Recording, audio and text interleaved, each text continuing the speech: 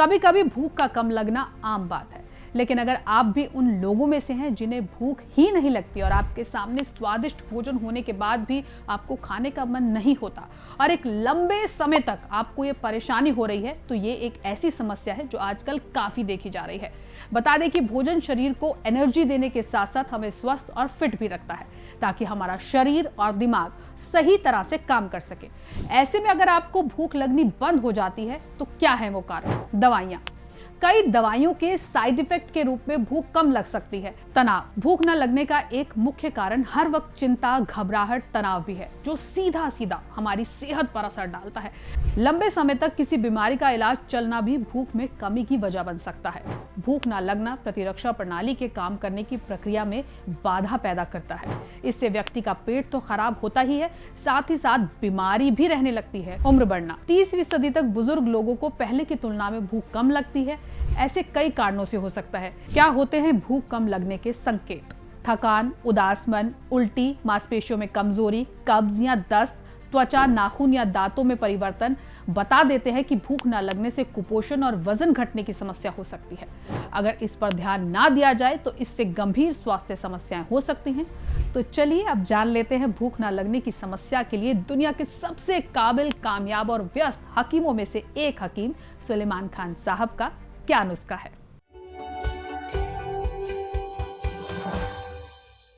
हाँ, भूख न लगना भी एक बीमारी है। देखिए, सेहत की दो निशानियां हैं। एक तो भूख लगे खुल के, और एक खुल के आदमी को मोशन हो जाए, बिल्कुल वक्त पर हो जाए, वक्त पर भूख लगे, ये सेहत की निशानी है।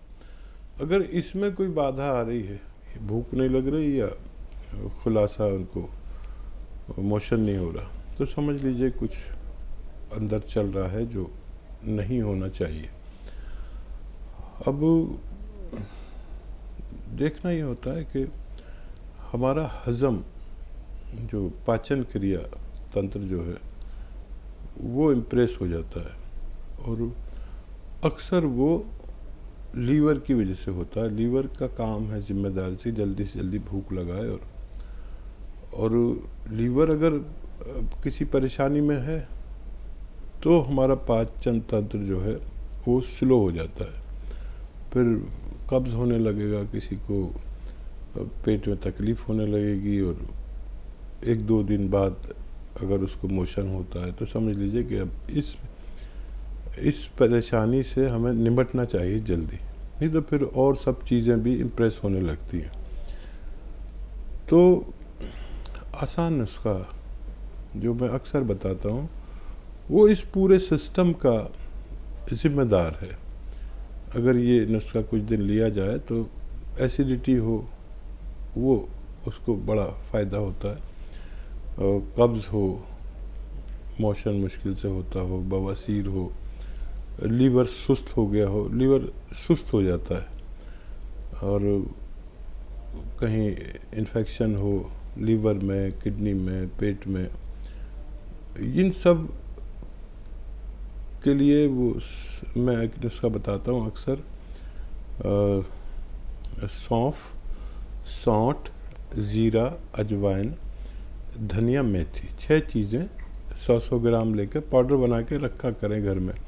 अब अच्छे घरों में ये रहता है, तैयार रहता है नुस्खा, और ये 6 चीज़ों का पाउडर और नमक ज़ैतून अलग से 101 ग्राम ख़रीद कर रखें। और अगर रोग भी नहीं हो तब भी खा सकते हैं नुस्खा। 1 चम्मच ये पाउडर जो आपने तैयार किया और 1 चुटकी नमक ज़ैतून पानी मिलाकर आप ये नुस्खा कम से कम एक बार लिया करें। इससे पूरा सिस्टम, पेट का, लीवर का, किडनी का अच्छा काम करता है, और आदमी फिर सेहतमंद ज़िंदगी गुजार सकता है।